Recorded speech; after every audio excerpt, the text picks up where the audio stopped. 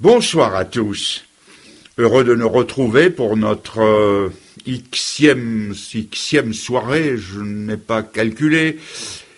Heureux de nous retrouver ensemble autour du livre, de la Bible. Je vais l'ouvrir ce soir dans le Saint-Évangile de Jean au chapitre 4 et je commencerai la lecture au verset 4. Cela sera donc facile à retenir. 4. Et je lis que, comme il fallait que Jésus passât par la Samarie, il arriva dans une ville de Samarie nommée Sychar, près du champ que Jacob avait donné à Joseph son fils. Là se trouvait le puits de Jacob, et Jésus, fatigué du voyage, était assis au bord du puits. C'était environ la 6e heure. Une femme de Samarie vint puiser de l'eau, et Jésus lui dit « Donne-moi à boire. » La femme samaritaine lui dit « Comment toi qui es juif, me demandes-tu à boire, à moi qui suis une Samaritaine ?» Les Juifs, en effet, n'ont pas de relation avec les Samaritains. Jésus lui répondit « Si tu connaissais le don de Dieu, et qui est celui qui te dit « Donne-moi à boire », tu lui aurais toi-même demandé à boire, et il t'aurait donné de l'eau vive. « Seigneur, lui dit la femme, tu n'as rien pour puiser, et le puits est profond. D'où aurais-tu donc cette eau vive? Es-tu plus grand que notre père Jacob, qui nous a donné ce puits, et qui en a bu lui-même, ainsi que ses fils et ses troupeaux ?» Jésus lui répondit, « Celui qui boit de cette eau aura encore soif. Mais celui qui boira de l'eau que je lui donnerai n'aura jamais soif, et l'eau que je lui donnerai deviendra en lui une source d'eau qui jaillira jusque dans la vie éternelle. » La femme lui dit, « Seigneur, donne-moi cette eau, afin que je n'aie plus soif et que je ne vienne plus puiser ici. » « Va, lui dit Jésus, appelle ton mari et viens ici. » La femme répondit, « Je n'ai pas de mari. » Jésus lui dit, « Tu as eu raison de dire, je n'ai pas de mari, car tu as eu 5 maris. Et celui que tu as maintenant, ce n'est pas ton mari. En cela, tu as dit vrai. » « Seigneur, lui dit la femme, je vois que tu es prophète. Nos pères ont adoré sur cette montagne, et vous dites, vous, que le lieu où il faut adorer est à Jérusalem. Femme, lui dit Jésus, crois-moi, l'heure vient où ce ne sera ni sur cette montagne, ni à Jérusalem que vous adorerez le Père. Vous adorez ce que vous ne connaissez pas. Nous adorons ce que nous connaissons, car le salut vient des Juifs. Mais l'heure vient, et elle est déjà venue, où les vrais adorateurs adoreront le Père en esprit et en vérité, car ce sont là les adorateurs que le Père demande. Dieu est esprit, et il faut que ceux qui l'adorent en esprit et en vérité. La femme lui dit, je sais que le Messie doit venir, celui qu'on appelle Christ. Quand il sera venu, il nous annoncera toutes ces choses. Jésus lui dit, je le suis, moi qui te parle. Je passe pour abréger au verset 28. Alors la femme, ayant laissé sa cruche, s'en alla dans la ville et dit aux gens, « Venez voir un homme qui m'a dit tout ce que j'ai fait, ne serait-ce point le Christ ?» Ils sortirent de la ville et ils vinrent vers lui. Je continue à partir du verset 39. Plusieurs Samaritains de cette ville crurent en Jésus à cause de cette déclaration formelle de la femme. Il m'a dit tout ce que j'ai fait. Aussi, quand les Samaritains vinrent le trouver, ils le prièrent de rester auprès d'eux, et il resta là 2 jours. Un beaucoup plus grand nombre crurent à cause de sa parole, et il disait à la femme, « Ce n'est plus à cause de ce que tu as dit que nous croyons, car nous l'avons entendu nous-mêmes, et nous savons qu'il est vraiment le Sauveur du monde. » Nous lisons donc jusque-là. Nous sommes ici dans la ville de Sychar, qui est la Sichem ou la Sichem de l'Ancien Testament. Nous sommes en Samarie, une province de Palestine. Entre les Juifs et les Samaritains, il y avait une rivalité proche de la haine, et une haine que rien ne pouvait abattre. Qui étaient les Samaritains ? 4 ou 5 siècles auparavant, les Samaritains étaient des gens que le puissant roi de Babylone, Nebuchadnezzar, avait transplantés en Palestine. Il les y avait déportés, un peu comme Hitler se proposait de déporter toute la population occidentale en Sibérie s'il avait gagné la guerre. Ces gens avaient adopté la religion des Juifs, ils adoraient le même Dieu, mais ils le servaient et l'adoraient à leur façon, c'est-à-dire qu'au lieu de monter à Jérusalem où était le temple de l'Éternel, ils avaient construit leur propre temple sur la montagne de Samarie. Cela leur permettait de rester indépendants des Juifs qu'ils détestaient. Entre eux, il y avait une haine héréditaire, culturelle, raciale, au point que, pour un Juif, quand le plus court chemin pour aller d'un endroit à un autre passait par la Samarie, il n'hésitait pas à faire un détour, un crochet, pour ne pas passer chez ces gens qu'ils exécraient. Il faut dire que les Juifs leur rendaient la monnaie de leurs pièces. Alors qu'on se détournait de Samarie, Jésus, lui, y est passé volontairement. Il est au-dessus des barrières douanières, raciales, culturelles, politiques, religieuses et sociales. Aujourd'hui, où je vous parle, Jésus passe encore parmi les pygmées de l'Afrique centrale. Il s'arrête sur les bords du fleuve Jaune. Il s'attarde sur les bords de l'Orénoque. Il est ici, en Alsace, ce soir. Pour nous parler, il a traversé la distance qui sépare le ciel de la terre. Il a franchi la distance qui sépare le divin de l'humain. Lui qui était Dieu, il s'est fait homme. Il a pris un corps comme le nôtre. Cela veut dire que plus aucune barrière ne l'empêchera de venir à nous. Jésus s'arrête donc au puits de Sichar.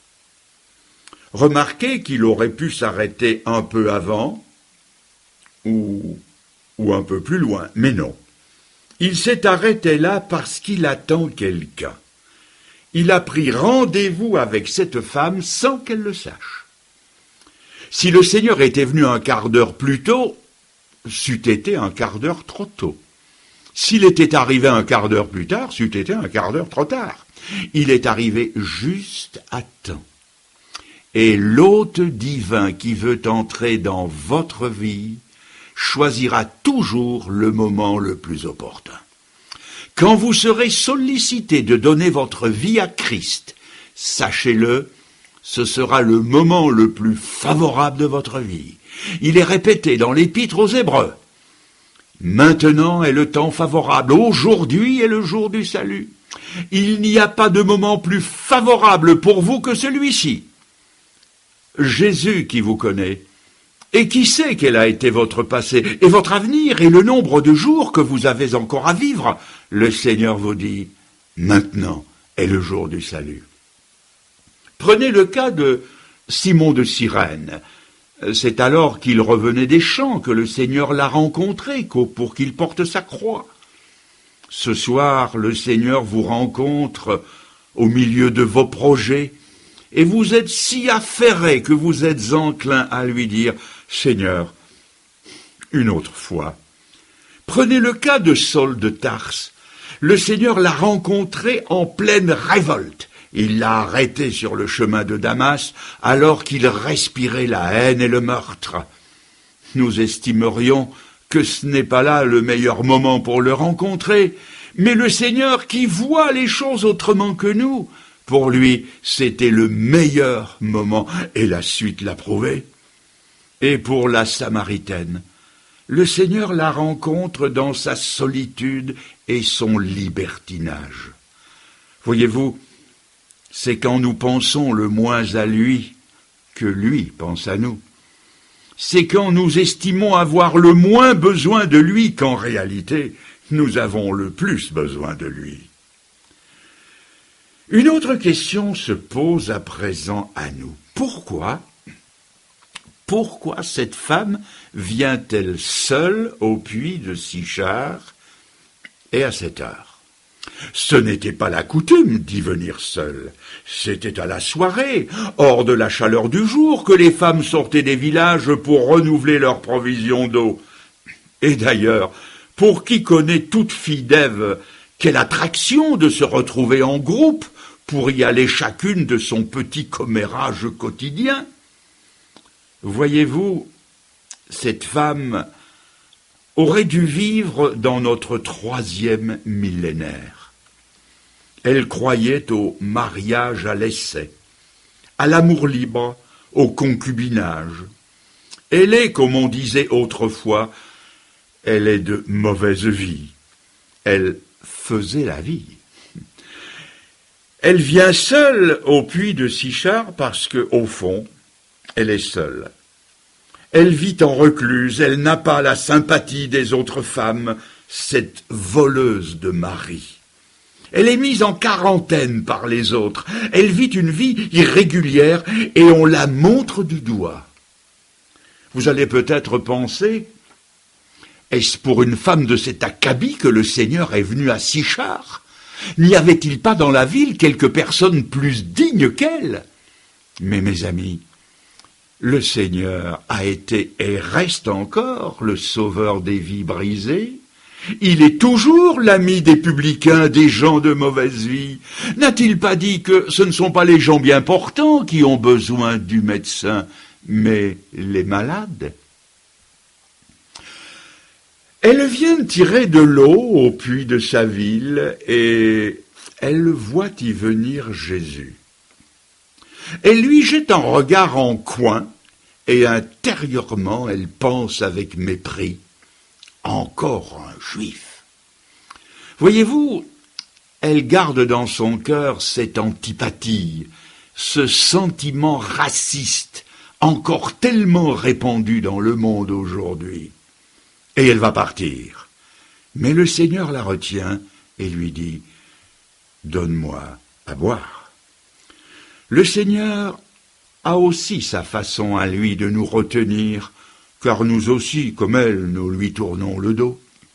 Il a sa façon à lui de nous arrêter, de nous retenir, et cela parfois porte un nom, la maladie, l'accident. C'est la perte de la fortune, le départ d'un être cher, la trahison de la petite amie, ou l'échec aux derniers examens. C'est sa façon à lui de dire « J'ai quelque chose à te dire ». Quelle leçon d'évangélisation nous donne aussi. Il l'entreprend sur le but de sa présence au puits de Sychar. Elle y vient pour remplir sa cruche et il lui demande à boire. « Donne-moi à boire ». Elle le regarde et elle ne comprend pas. Elle croit avoir devant elle un de ces juifs remplis de lui-même, remplis d'un sentiment de supériorité, et voici qu'au contraire, il s'abaisse à lui demander une faveur, à elle, d'une ethnie ennemie. Elle lui dit « Comment ? Comment toi qui es juif, tu t'adresses à moi qui suis une femme samaritaine ?» Et tout doucement, le Seigneur va lui dévoiler le but de sa présence. Il lui dit « Si tu connaissais le don de Dieu ». Et insensiblement, il passe du besoin physique, de la soif du corps, à la soif de l'âme. Parce que Jésus sait que le plus grand besoin de l'homme, c'est un besoin de l'âme qui est là, refoulé au fond de son être. Il sait que nous avons soif de paix, de bonheur, de sécurité, de salut, d'amour. Il sait que la vie n'est qu'une longue recherche après l'étanchement de cette soif. Car dans tout homme, voyez-vous, Dieu y a mis le goût de lui-même. Il y a dans notre cœur une place pour l'infini de Dieu qui seul peut remplir Ce qui a fait dire à Pascal, dans le cœur de tout homme, il y a un vide qui a la forme de Dieu. C'est pourquoi il n'y a rien d'étonnant à ce que les gens du monde, fussent-ils les plus comblés, ne soient jamais satisfaits. Comment voulez-vous qu'un litre d'eau puisse remplir une cuve d'une tonne ? Le matériel non plus ne comble jamais les aspirations spirituelles. Alors comme elle doit sans cesse revenir faire sa petite provision, nous aussi, il nous faut toujours renouveler nos petites expériences. Et c'est le Seigneur qui le dit. Celui qui boira de cette eau aura encore soif. Parce que le bonheur parfait nous échappe, du fait que nous le cherchons là où il ne se trouve pas, ou parce que tout simplement nous passons à côté. Et la première réponse du Seigneur à cette quête de l'assouvissement, c'est « si tu connaissais le don de Dieu ». Et je vous la redis aussi cette parole, mes amis, si vous connaissiez le don de Dieu, et le don de Dieu, c'est Jésus-Christ. Voici en 2 temps son programme pour votre vie. En premier lieu, au verset 14 de ce texte, il dit « Celui qui boira de l'eau que moi je lui donnerai n'aura plus jamais soif ». Ce que Jésus propose, c'est quelque chose de durable. Il n'aura plus jamais soif, qui ne vous laisse pas le lendemain l'âme pantelante avec un sentiment de frustration. Et la preuve de cette vérité, il suffit, de la demander à ceux qui ont fait l'expérience de se convertir à Jésus-Christ. Tous vous diront, oui, mon cœur était vide autrefois, mais combien le Seigneur me satisfait et me comble maintenant. Et en deuxième lieu, ce que Jésus donne deviendra en celui qui le reçoit une source, je lis, qui jaillira jusque dans la vie éternelle, selon les propres paroles du Seigneur. C'est-à-dire, c'est la fin d'une vie terne, c'est le début d'une vie d'influence. Et qui n'a jamais désiré avoir une vie pleine, une vie influente qui pèse à la fois dans la balance des hommes et dans la balance de Dieu. Mais, voyez-vous, cette femme n'a pas saisi. Le voile du matérialisme l'empêche de comprendre. Elle dit au Seigneur, « Mais Seigneur, tu n'as rien pour puiser. Tu m'offres de l'eau vive, tu n'as rien pour puiser et le puits est profond. » Et c'est vrai que le Seigneur n'a jamais rien eu, jamais rien pour satisfaire le péché des hommes. Jamais rien pour plaire à leurs ambitions, pour satisfaire leurs passions et leurs jouissances charnelles. Il n'a rien pour puiser, il n'a rien pour éblouir, rien pour flatter. Il est venu sans une épée, sans une armée. Il s'est présenté à l'avare Lévi, et il n'avait pas un sou. Il s'est présenté aux brigands sur la croix et il n'avait rien pour le faire échapper au supplice. Et cependant, il leur a donné tout ce qu'il leur fallait, exactement ce qu'il leur manquait. Voyez-vous, Jésus n'avait besoin de rien pour puiser. Je vais parler lentement, parce qu'il était lui-même la source. L'eau, c'était lui. L'eau qui désaltère, l'eau de la vie, c'est lui. Il n'avait pas besoin de la puiser. Le pain qui rassasie, c'est lui. Il n'a pas besoin de le faire. La vie éternelle, c'est lui-même dans sa personne. Il n'a pas à l'emprunter. Il a dit, je suis le chemin, la vérité, je suis la vie. Alors, la femme lui dit, Seigneur, donne-moi toujours cette eau afin que je ne vienne pas puiser ici. Sans doute connaissait-elle assez l'Ancien Testament pour avoir appris que dans une certaine circonstance, une pauvre veuve avec de jeunes enfants qui n'avaient plus rien pour vivre, sinon un vase d'huile quasi vide, avait reçu la visite du prophète Élisée. Et un miracle permanent s'était produit, c'est-à-dire que, miraculeusement, le pot d'huile ne s'est jamais désempli. Et c'est sans doute à ça qu'elle a, ou plutôt c'est sans doute ça qu'elle a en vue, quand elle lui a demandé « Seigneur, donne-moi toujours cette eau, afin que je ne vienne plus puiser ici ». Elle voit dans la proposition du Seigneur un avantage, celui de ne plus avoir à affronter l'opinion publique, c'est-à-dire de pouvoir continuer tout à son gré sa mauvaise vie en toute tranquillité d'esprit. Jésus devient pour elle une sorte de paravent derrière lequel elle pourra continuer à vivre comme elle a toujours vécu. Aujourd'hui, comme autrefois, il y a des millions de gens comme ça, pour qui la religion n'est qu'un paravent derrière lequel ils se permettent tout ce qui déplaît à Dieu. Alors le Seigneur l'interrompt. Elle lui dit « Va chercher ton mari ».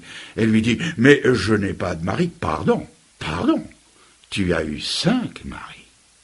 Et celui que tu as maintenant, ce n'est pas le tien. » Le Seigneur met le doigt sur la plaie de sa vie. Je ne sais pas s'il lui reproche d'avoir eu 5 maris volés à d'autres femmes, mais en tout cas le 6e, l'actuel, ce n'était pas le sien. Et le Seigneur lui révèle ainsi la vraie nature de son besoin. Son besoin, ce n'était pas de ne plus venir chercher de l'eau. C'était la soif de sentir au fond de son âme le pardon de Dieu et la force de rompre avec une vie de péché et de désordre. Tout est clair maintenant. Mais voyez-vous, on ne se tourne pas vers le Seigneur, on ne se convertit jamais sans résistance, jamais. Et elle va employer un argument toujours utilisé aujourd'hui, celui de la religion. Car il est hélas vrai qu'on peut avoir une religion et être de mauvaise vie. Elle va employer la religion pour contrer le Seigneur, et elle lui dit « Nos pères, Seigneur, nos pères ont adoré Dieu sur cette montagne, et vous, les Juifs, vous dites que c'est à Jérusalem qu'il faut l'adorer. » Ce que j'aime dans cette situation, c'est ce qui suit, c'est l'extraordinaire franchise du Seigneur, qui a osé dire des paroles que plus personne ne dirait aujourd'hui. Jésus lui a dit, « Vous, les Samaritains, vous adorez ce que vous ne connaissez pas. Autrement dit, votre religion est fausse. Nous adorons ce que nous connaissons. » Jésus ne lui a pas dit « toutes les religions sont bonnes, tous les chemins conduisent à Rome ». Non. Au risque de lui déplaire, il a eu le cran d'ajouter « le salut vient des Juifs ». Aujourd'hui, les gens se cabreraient si on leur disait le quart de ce que Jésus lui a dit. C'est pourquoi, par un certain côté, j'admire cette femme. Elle ne se regimbe pas. Le Seigneur vient de toucher une corde sensible, celle de la religion. Et on sait combien nos idées sur ce point sont sensibles. C'est un terrain miné, mais elle accepte. Le Seigneur la ramène alors sur le terrain de ses relations personnelles avec Dieu et il lui dit « Ce que le Père recherche, ce ne sont pas des adorateurs qui vont à Jérusalem ou sur la montagne de Samarie. Ce que Dieu cherche aujourd'hui, ce ne sont pas des protestants ou des méthodistes ou des catholiques ou des baptistes ou des pentecôtistes ou l'un plutôt que l'autre des ismes du christianisme. » Il lui dit, ce que Dieu cherche, ce sont des adorateurs en esprit et en vérité. Autrement dit, Dieu veut que la vérité habite au fond du cœur. D'un côté, Jésus vient de lui montrer que sa vie n'est pas vraie, que c'était une vie de dissimulation, en marge de la loi des hommes et de la loi de Dieu. De l'autre côté, il vient de lui montrer le Père et quelles doivent être ses relations avec lui, des relations véritables et spirituelles. Et j'aime la logique de cette femme. Elle voit le fossé que son genre de vie a creusé entre elle et Dieu. Elle n'ose plus parler d'elle-même, elle n'ose plus parler de Dieu. Alors, elle parle de quelqu'un qui doit se tenir entre elle et Dieu. Elle dit au verset 25, « Je sais que le Messie va venir et il nous apprendra toutes ces choses. » Et au moment où elle reconnaît la nécessité d'un médiateur entre elle et Dieu, c'est à ce moment-là que Jésus lui dit « Je le suis, moi qui te parle. » Et ce qui s'est passé là, les regards qui ont été échangés, ça c'est un terrain sacré. La Bible ne nous l'a pas rapporté, mais ce qu'elle nous a rapporté, c'est la suite. Et il y a eu 4 suites. La première, je la trouve au verset 28. Elle laisse sa cruche. Quel bouleversement! Pourquoi la remplir? Pour préparer le souper, le repas de son concubin? C'est fini. Il ira désormais prendre ses repas et ses pénates ailleurs. Elle fait demi-tour. C'est sa conversion. Elle laisse sa petite eau dans sa cruche. Elle a trouvé une autre eau, jaillissante celle-là. La deuxième chose, elle va à la recherche des autres. Elle va vers ceux qu'elle évitait. Elle traverse le village, ce qu'elle n'a plus fait depuis longtemps. Elle respire et inspire le respect. Ça jaillit, ça éclate, tout en elle bouillonne d'une nouvelle sève de vie. Ce n'est plus la même femme. Il y a en elle quelque chose de changé. La troisième chose, elle laisse sa cruche donc, elle va vers les autres et elle parle. Elle n'est plus dominée par la honte. Un caractère nouveau l'a fait dominer la situation. Elle accomplit par avance cette parole que dira plus tard l'apôtre Paul. « Si tu crois dans ton cœur et que tu le proclames de ta bouche, tu seras sauvé. » Elle a un témoignage personnel à rendre. Elle a quelque chose à dire. Et le miracle se fait. On l'écoute. Elle qui autrefois essayait de se justifier, maintenant dit « Venez voir un homme qui m'a dit tout ce que j'ai fait. » Et il y a là un sous-entendu accablant pour eux. Elle semble leur dire « Vous aussi, vous me l'avez dit ce que j'ai fait, mais vous me l'avez mal dit. Vous me l'avez dit sans amour, dans un esprit légaliste. Mais lui, il m'a parlé comme personne ne m'a jamais parlé. » Et la quatrième chose, elle dit « Venez, venez. » Elle insiste. Ils sont subjugués et ils viennent. Ils sont déjà à moitié convertis. Elle leur avait mis l'eau à la bouche et ils ont voulu savoir pour eux-mêmes. Et après avoir entendu le Seigneur, ils lui ont dit « Ce n'est plus à cause de ce que tu nous as dit que nous croyons, mais nous l'avons vu, nous l'avons entendu et nous savons qu'il est le Sauveur du monde. » Alors, mes amis, faites comme eux ce soir. Ne vous contentez pas de ce que je dis. Venez à lui. Venez à la parole de Dieu. Il est écrit quelque part dans la Bible, « Voyez et goûtez combien le Seigneur est bon. » Venez et goûtez. Lorsqu'on va dans les foires commerciales qui se tiennent une fois l'an dans nos grandes villes, on trouve des comptoirs où l'on vend de tout. Et parmi les ustensiles censés faciliter les tâches ménagères, il y a les robots de cuisine. Le démonstrateur vous fait par exemple de la soupe minute. Il met quelques légumes, quelques ingrédients dans le robot, il appuie sur un bouton et en un instant, la soupe est faite. Puis il vous tend un verre d'échantillon de soupe éclair, donc échantillon de soupe éclair, qu'il vous fait respirer et vous dit « Allez, venez, voyez et goûtez ». Mais il ne suffit pas d'entendre l'offre, il faut prendre le verre et goûter ce qui vous est offert. Beaucoup de gens font la même chose quant à la vie éternelle.